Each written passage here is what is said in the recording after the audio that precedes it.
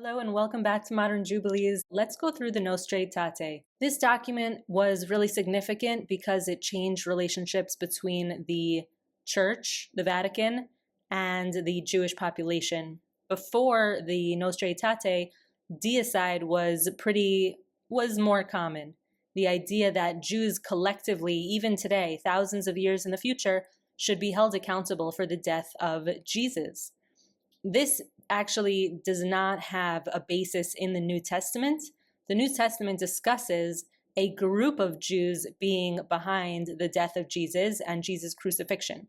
Of course, because it's crucifixion, ultimately it was carried out by the Romans, but the stories of the New Testament imply that a group of Jews were behind him being called out as a false prophet and an inciter and all these things, and so he is given the death penalty. However, it's important to note that Jesus himself was Jewish and his followers were also Jewish. Also, many of the Judeans at the time did not know who Jesus was and didn't live in Jerusalem. So already we're only talking about a small group of Jews who were, according to the New Testament, responsible for the death of Jesus. However, the idea, again, that thousands of years into the future or hundreds of years into the future, this idea should be dressed onto Jews led to the persecution and the mass murder of Jews in things like the Spanish Inquisition, the Crusades, and the Holocaust itself, where Christians very much participated in all of these three events, and anti-Semitism and the charge of deicide was very much behind it. And so that's part of why the Nostra Aetate came into existence. Even today, there are people who don't accept it and maintain that Jews should collectively be held responsible for the death of Jesus, but this is not supported either in the New Testament, where it never gives the idea that one should hold accountable people thousands of years in the future just for being related to people who did something wrong in the past.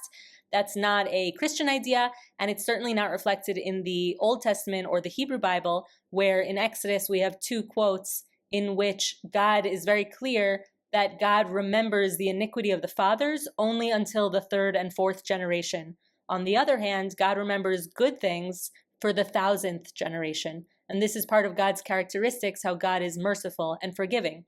And apropos forgiving, Jesus himself, as he's being crucified and passing, forgives the people who are responsible for his death. And so it is all the more so strange that followers of Jesus who see Jesus as divine would not forgive those people and would now charge people in the future. And so the whole thing is kind of on its face. But that's just an introduction to the Nostra Aetate. Let's read it together because it really is a fascinating text, and I think it's worthy to be looked at. This is coming just after the Passover, just after Easter, and just after the passing of the Pope. And so there's currently no Pope, and one will have to be chosen. And I would just hope that it's someone unifying so that the people can feel that they have a leader that they can look up to, and that is not divisive, but that is true to the Bible, the Pentateuch, and God's will, which is something that we all universally can or should be able to discuss together, no matter what faith we are coming from. So it's a good time to go through this Nostra Aetate, which was proclaimed by His Holiness Pope Paul VI on October 28, 1965. In our time, when day by day mankind is being drawn closer together, and the ties between different people are becoming stronger, the Church examines more closely her relationship to non-Christian religions.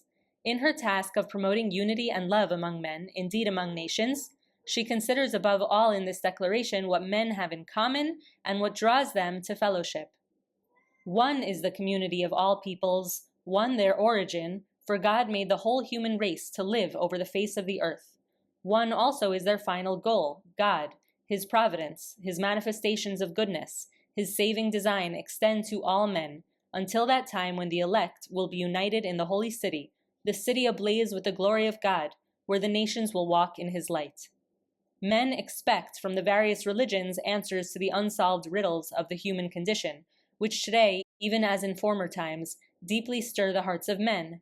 What is man? What is the meaning, the aim of our life? What is moral good? What is sin? Whence suffering, and what purpose does it serve?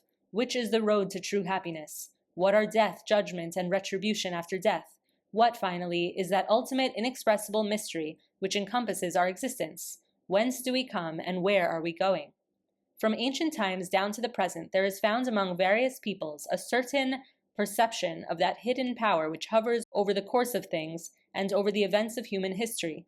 At times, some indeed have come to the recognition of a supreme being, or even of a father. This perception and recognition penetrates their lives with a profound religious sense. Religions, however, that are bound up with an advanced culture have struggled to answer the same questions by means of more refined concepts and a more developed language. Thus, in Hinduism, men contemplate the divine mystery and express it through an inexhaustible abundance of myths and through searching philosophical inquiry. They seek freedom from the anguish of our human condition either through ascetical practices or profound meditation or a flight to God with love and trust. Again, Buddhism, in its various forms, realizes the radical insufficiency of this changeable world. It teaches a way by which men, in a devout and confident spirit, may be able either to acquire the state of perfect liberation or attain by their own efforts or through higher help, supreme illumination. Likewise, other religions found everywhere try to counter the restlessness of the human heart, each in its own manner, by proposing ways comprising teachings, rules of life, and sacred rites. The Catholic Church rejects nothing that is true and holy in these religions. She regards with sincere reverence those ways of conduct and of life, those precepts and teachings which, though differing in many aspects from the ones she holds and sets forth, nonetheless often reflect a ray of that truth which enlightens all men. Indeed, she proclaims, and ever must proclaim, Christ, the way, the truth, and the life, John 14:6, in whom men may find the fullness of religious life, in whom God has reconciled all things to himself.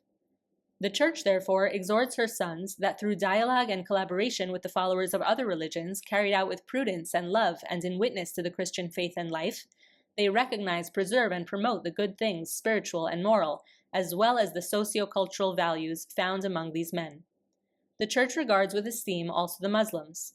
They adore the one God, living and subsisting in himself, merciful and all-powerful, the creator of heaven and earth, who has spoken to men. They take pains to submit wholeheartedly to even his inscrutable decrees, just as Abraham, with whom the faith of Islam takes pleasure in linking itself, submitted to God. Though they do not acknowledge Jesus as God, they revere him as a prophet. They also honor Mary, his virgin mother. At times they even call on her with devotion. In addition, they await the day of judgment when God will render their deserts to all those who have been raised up from the dead.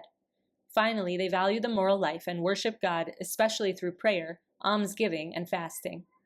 Since in the course of centuries not a few quarrels and hostilities have arisen between Christians and Muslims, this sacred synod urges all to forget the past and to work sincerely for mutual understanding and to preserve as well as to promote together, for the benefit of all mankind, social justice and moral welfare, as well as peace and freedom.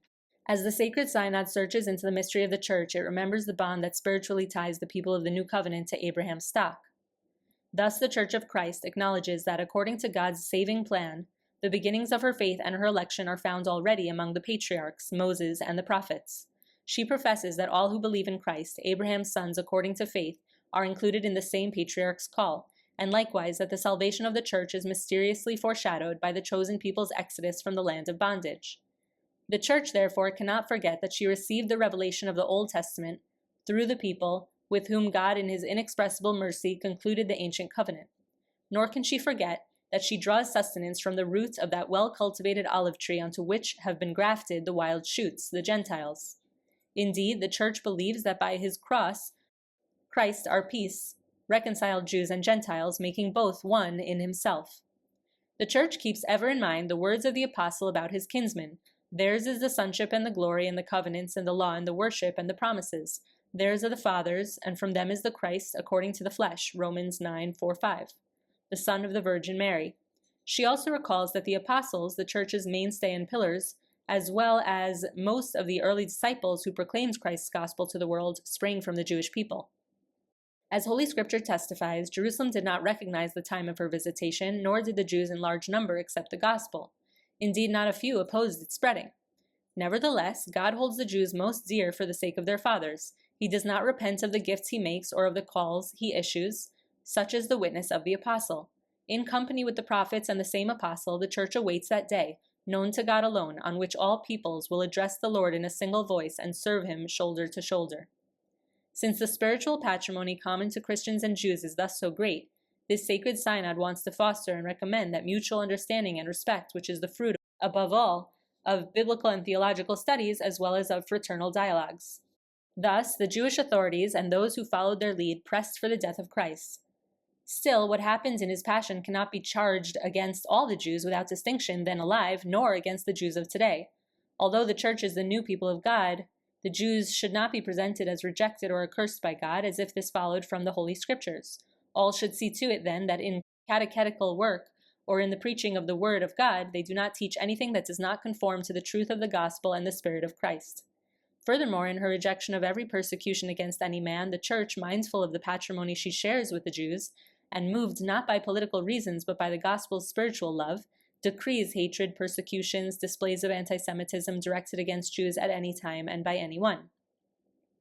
Besides, as the Church has always held and holds now, Christ underwent his passion and death freely because of the sins of men and out of infinite love, in order that all may reach salvation. It is, therefore, the burden of the Church's preaching to proclaim the cross of Christ as the sign of God's all-embracing love, and as the fountain from which every grace flows. We cannot truly call on God, the Father of all, if we refuse to treat in a brotherly way any man created as he is in the image of God. Man's relation to God, the Father, and his relation to men, his brothers, are so linked together that Scripture says, "He who does not love does not know God." 1 John 4:8. No foundation, therefore, remains for any theory or practice that leads to discrimination between man and man or people and people, so far as their human dignity and the rights flowing from it are concerned. The Church reproves, as foreign to the mind of Christ, any discrimination against men or harassment of them because of their race, color, condition of life, or religion. On the contrary, following in the footsteps of the holy apostles Peter and Paul, this sacred synod ardently implores the Christian faithful to maintain good fellowship among the nations, 1 Peter 2:12, and if possible, to live for their part in peace with all men, so that they may truly be sons of the Father who is in heaven.